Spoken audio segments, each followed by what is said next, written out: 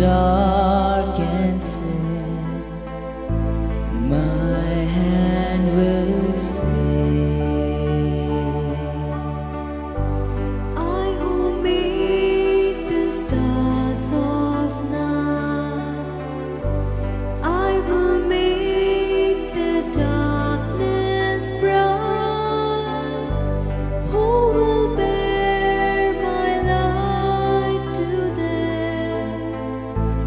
Whom shall I send? Here I am, Lord. Is it I, Lord? I have heard you calling in the night. I will go, Lord, if you lead me. I will hold your people in my heart.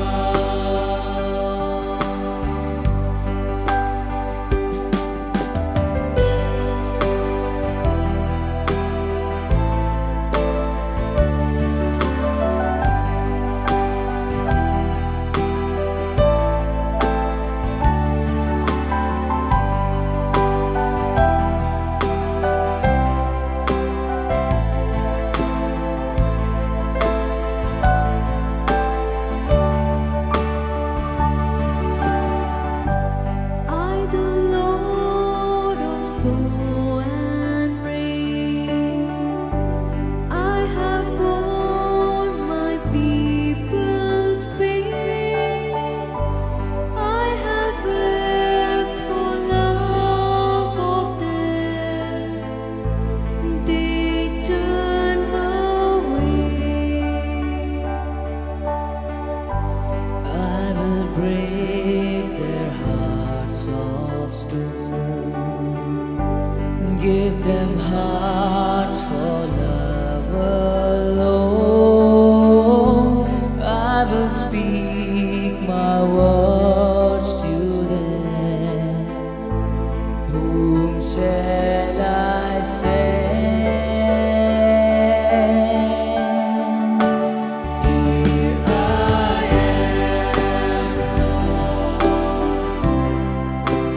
Is it I, Lord?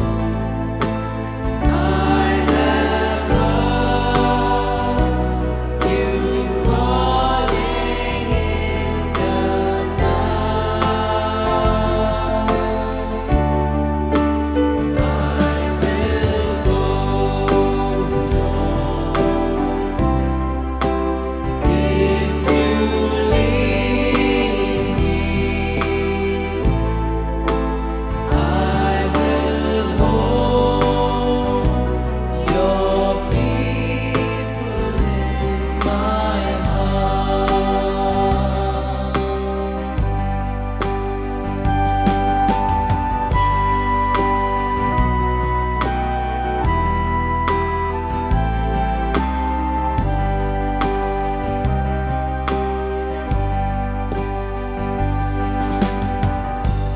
I, the Lord of wind and flame, I will tend the poor and lame. I will set a feast for them. My hand will sing. Finest bread I will provide, till their hearts be satisfied.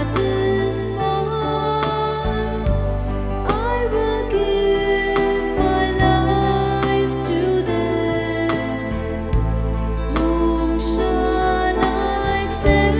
Whom shall I send? Here I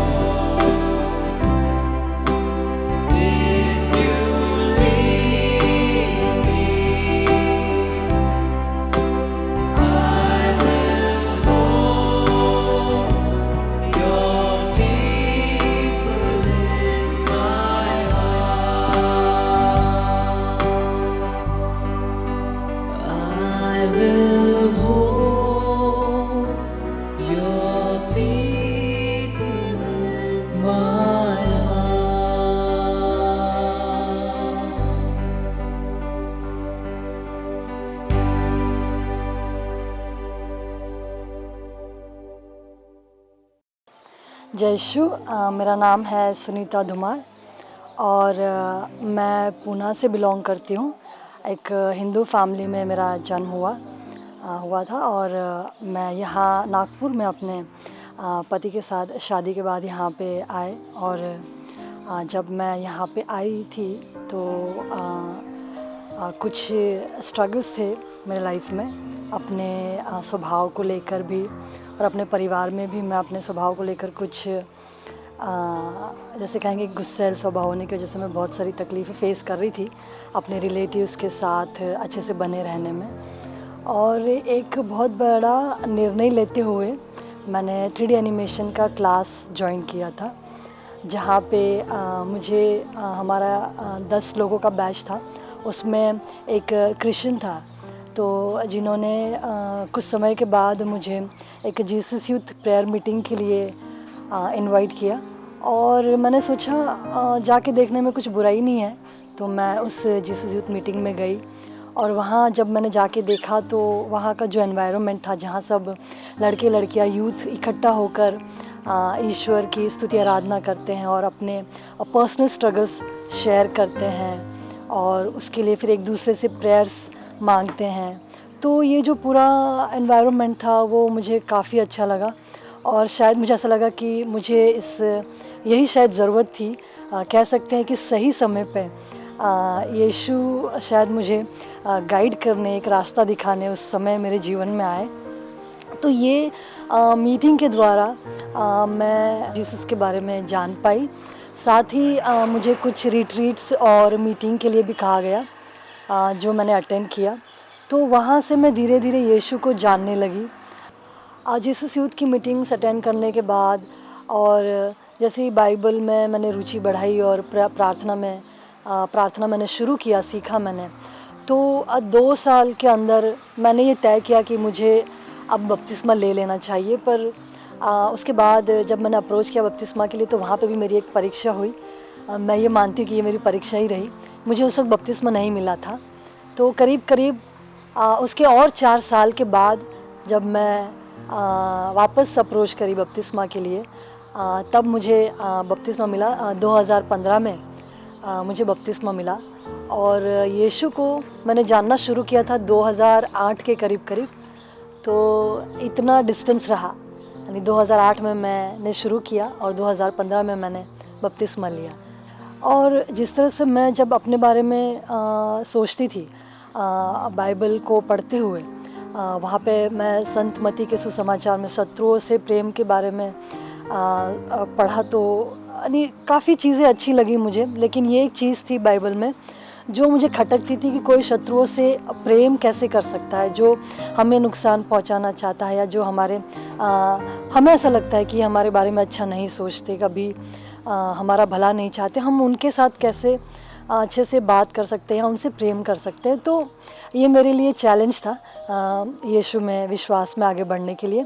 लेकिन धीरे धीरे मैंने पाया कि अगर मैं जब अपने आप को तैयार कर रही थी कि मुझे यीशु की शिक्षा पे चलना ही होगा, क्योंकि रिट्रीट्स के द्वारा मैं इतना तो समझ गई थी कि यीशु के मन में मेरे लिए प्रेम है और यीशु मुझसे बेहद प्रेम करते हैं। और ये समझने के बाद जो बार बार मेरे मन में एक वचन आता था वो ये कहता था कि अगर तुम मुझसे प्रेम करते हो तो तुम मेरी आज्ञाओं का पालन करोगे। तो ये चीज़ें, ये जो वचन है मुझे बार बार मुझसे बात करता था और ये मुझे तैयार कर रहा था कहीं ना कहीं कि अगर मैं यीशु को प्रेम करती हूँ तो मुझे ये शत्रुओं से प्रेम जो प्रभु सिखा रहे हो मुझे करना होगा। और मुश्किल था, मैंने उसको ज़बरदस्ती अपने ऊपर अप्लाई किया। और जब मैंने ये चीज़ अप्लाई किया तो मैंने पाया कि मेरे जो रिलेटिव्स थे उनके साथ मेरा जो अच्छा संबंध नहीं था, कह सकते इवन मैं अपने मम्मी पापा से भी गुस्सा रहती थी। तो वहाँ पे मैं अपने रिलेटिव्स में देख रही थी, अपने मम्मी पापा में देख रही थी कि मेरा एक अच्छा संबंध उनके साथ बन रहा है। मैं उनको अब समझ पा रही हूँ जो मैं पहले समझ नहीं पा रही थी उनको। तो ये बदलाव जो मैंने यीशु में आते हुए देखा और कुछ चीज़ें जो थी रीति रिवाजों को लेकर जो मुझे थोड़ा बहुत खटकती थी हिंदू धर्म को लेकर, जैसे मैं अगर अपने बारे में बात करूँ तो मेरे गुस्से को लेकर जब मैं विश्वास में नहीं थी तो कुछ पूजा 2-3 पूजाएँ हो चुकी थी। उसके अनुसार फिर अंगूठी पहनाई गई थी। तो ये उस वक़्त का अनुभव है जब मैं यीशु के बारे में कुछ भी नहीं जानती थी। तो उसी वक़्त मैं कई समय के बाद इतना समझ गई थी कि ये अंगूठियों से मेरा कुछ होने वाला नहीं है, मुझे अपने में कुछ बदलाव नज़र नहीं आ रहा है। तो मैंने उसी वक़्त वो अंगूठी निकाल दी थी। और जब मैंने यीशु में आई और जब मैं उनकी शिक्षा के अनुसार अपने आप को ढाल रही थी, क्योंकि यीशु की शिक्षा में मुझे एक सच्चाई नज़र आ रही थी और मेरा मन कहता था कि नहीं, ये मुझे सुनना चाहिए और इन शिक्षाओं का पालन करना चाहिए। और कहीं न कहीं मैं एक कहते हैं एक संबंध में महसूस कर पा रही थी। जो कहते हैं ना, एक कनेक्शन महसूस कर पाना, जो मैंने पहले अपने जिस धर्म में मैं विश्वास करती थी, जिस भगवान में, मैं उनमें नहीं कर पाई, जो मैं यीशु में कर पा रही थी। तो इसलिए मैं और ज़्यादा ध्यान दे रही थी कि नहीं, मुझे इस पे काम करना है, मेरे गुस्से को लेकर यीशु की शिक्षा में अगर मुझे आगे बढ़ना है। तो मैंने पाया अपने में चेंजेस कि मेरा गुस्सा कहीं न कहीं शांत हो रहा है। तो ये चेंजेस मुझ में देखकर मेरे परिवार वाले भी खुश थे। और मैं यही कहना चाहूँगी कि अगर कोई क्रिश्चियन मुझ तक नहीं अप्रोच करता तो शायद मुझे यीशु नहीं मिलते और मेरे जीवन में मुझे ये बदलाव मुझे नहीं मिलता। मैं एक शांत व्यक्ति शायद नहीं बन पाती थी। तो मैं यही कहना चाहूँगी कि मुझ जैसे लोगों को और भी कई जैसे लोग हैं, मुझ जैसे और कई लोग हैं जिन तक हमें पहुंचना है और यीशु की शिक्षा, यीशु के प्रेम के बारे में और सच्चे ईश्वर के बारे में हमें उन्हें बताना है। तो मैं आपको प्रोत्साहित करती हूँ कि आप लोग भी ये काम कर सकते हैं। हम हर एक क्रिश्चियन बपतिस्मा लेने के बाद ये हमारा एक फ़र्ज़ है कि हमने जो यीशु में पाया है वो हम सबके साथ बाँटें। और ज़्यादा कुछ नहीं करना है हमें, बस अपने आचरण के द्वारा भी हम लोगों के सामने यीशु के बारे में बता सकते हैं, यीशु की शिक्षा को अपने आप में ढालते हुए। और जो लोग बाहर निकल सकते हैं वो ज़रूर प्रचार करें, क्योंकि उन लोगों को ज़रूरत है। कई लोगों के पास यीशु नाम नहीं पहुंचा है। तो अगर हम लोग अपने तक बैठे रहेंगे, या मैं कहूँ अगर जो 12 शिष्य थे वो अपने तक बैठे रहते और वो अगर यीशु की बात मानते हुए संसार के कोने कोने में नहीं जाते, तो हम शायद यहाँ पे हम तक जीसस नहीं पहुँचते थे और जो प्रेम का अनुभव हम करते वो हम तक नहीं पहुँचता था। एक उदाहरण मैं देना चाहूँगी। असिसी के संत फ्रांसिस, वो एक बार अपने शिष्य को कहते हैं कि हम आज प्रचार करने जाएंगे। और वो जो नवयुवक था वो बहुत खुश था कि मैं आज प्रचार करूँगा, मैं कुछ बोलूँगा। तो वो संत फ्रांसिस अपने उस शिष्य को लेकर पूरा गांव भर फिरे सुबह से लेकर शाम तक, और वो वापस आ गए। तो शिष्य के मन में प्रश्न था कि हमने तो कुछ प्रचार ही नहीं किया। लेकिन संत फ्रांसिस ने कहा कि हम जो घूम के आए, हमने जिस तरह से वहाँ पे लोगों से बर्ताव किया, जिनसे मिले, जिस तरह से हम घूमे, वही हमारा प्रचार है। तो ज़्यादा मेहनत नहीं करनी है, हमें अपने आचरण के द्वारा हम कर सकते हैं प्रचार। और इवन जो बाहर निकल सकते हैं वो ज़रूर प्रचार करें। तो ये मेरा मैसेज है, जीसस को काफ़ी लोगों तक पहुंचाना है।